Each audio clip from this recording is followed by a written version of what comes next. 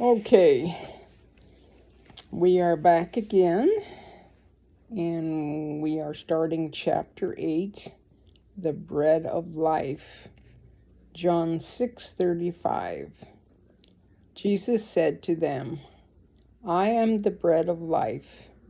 He who comes to me will not hunger, and he who believes in me will never thirst. Women initially tend to be a bit shy about snacking at Bible study.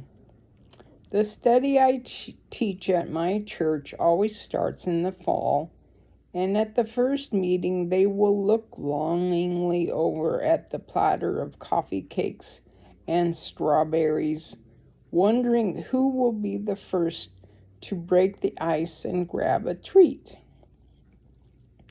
The snacks will sit on a table at the side of the room, and the smell of fresh baked blueberry crumble will fill the room during the whole study. Finally, when the lesson is over, a few brave souls will grab a slice on the way out, but for the most part, the snacks will go untouched. However, by January, they are no longer concerned that the other women will watch what they are eating, and the snacks are devoured before the teaching ever begins. Perhaps this is not the norm at your study, but where I come from, almost every year, this is the habit among women. I don't get it. It's just what we do. Imagine my surprise when in the fall, a few years ago, the women were buzzing at the snack table, devouring tasty samples of something, enthusiastically commenting on the various flavors of the unusual treat that was brought in. I wondered about all the commotion was, since of course I hadn't planned on eating at church because it wasn't January yet. When I got to the snack table, I saw what the fuss was all about. There were 2 platters that held 4 different kinds of bread. One of the breads had a cinnamon swirl in it, another chunks of cheddar cheese. There was another swirl with white chocolate chips and raspberries, and a 4th bread that was a white base with little bursts of cinnamon throughout. The women were wildly grabbing and pointing and eating and chattering as if they were breaking a week-long fast. What's the big deal? I asked one of the gals beside me. Then she spoke 2 words that apparently everyone knew but myself. Great harvest. I looked from her to the quickly vanishing bread and back to her again. I was starting to smell something and noticed that the butter being spread on the cheddar garlic was melting. Oh, I thought to myself, the bread is warm. I finally got up the nerve to reach through the crowd and grab one of the small slices of the bread with the cinnamon bursts in it. 2 seconds later, I knew what the excitement was all about, because that one bite of bread was incredible. Now, before I turn this into a commercial for Great Harvest Bread, there is a reason for this story.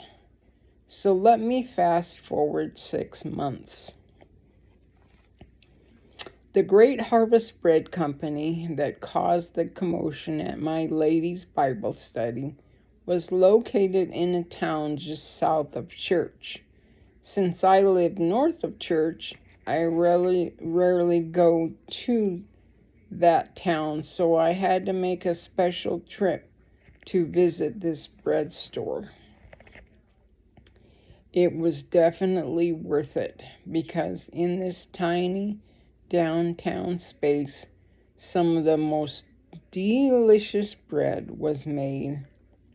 And when I went to visit, the mayhem of the study was also resident in the foyer of the store. Apparently, everyone who walked in the front door received a free slice of bread, whether or not they purchased anything.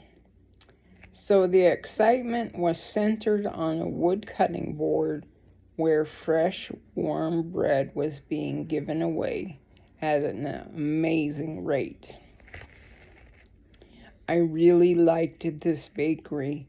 It smelled good, produced a great product, and had an uncommon generosity about it. So, needless to say, 6 months later, when my husband and I decided to invest in a small business in our little town, my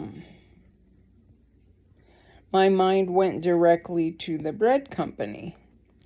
There was nothing like it in our town, so we wouldn't really compete with an existing operation. It would be a fun and safe place for our children to work, and it would be easy to play off a bread theme to point our community to Christ. So we jumped in with both feet and purchased a franchise. Great Harvest is a freedom franchise, which means that the product is controlled as far as bread making process, but the feel of each store is completely in the hands of the owners. So my husband and I had Bible verses painted on the walls and murals of Bible stories of God providing bread for his people. This stirs up many comments among our customers and allows us to end our bakery tours pointing the tourists to the true bread of life. I'll never forget the look on the face of the man who came from the franchise to help us open the bakery. The headquarters encourages owners to make their bakeries bright and fun and to paint murals on the walls. Tim took one look at my Bible paintings and verses and said, "We've never seen that on a wall before." I smiled and thanked him for noticing, and then went on to explain why bread is such a great way to understand who Jesus Christ is. So let's do that right now. Let's roll up our sleeves, find the yeast, and grab some salt, turn on the mixer, throw the dough on the table, and knead ourselves up a little. A little understanding of what the bread of life really means. Don't worry, I'm not going to do some hokey play on words with the ingredients. I'm just going to go straight to the word and try to paint a clear picture for you of why Jesus is the bread of life. Bread does 3 things. It satisfies, it strengthens, and it sustains. Bread has a filling quality to it. A hearty slice of bread with your dinner usually leaves you filled to the brim. It is a good source of carbohydrates, and we can argue whether it is a good carb or a bad carb, but those carbs do fill you up and leave you feeling full for a little while. In the introduction of this book, I shared with you the story about the time I was questioned as to whether our physical needs can be placed on an equal plane with our spiritual ones. My answer is obviously no, since satisfying our spiritual hunger has eternal qualities that outweigh our physical hunger. This claim of Jesus being our bread of life is one which will parallel and then surpass physical hunger.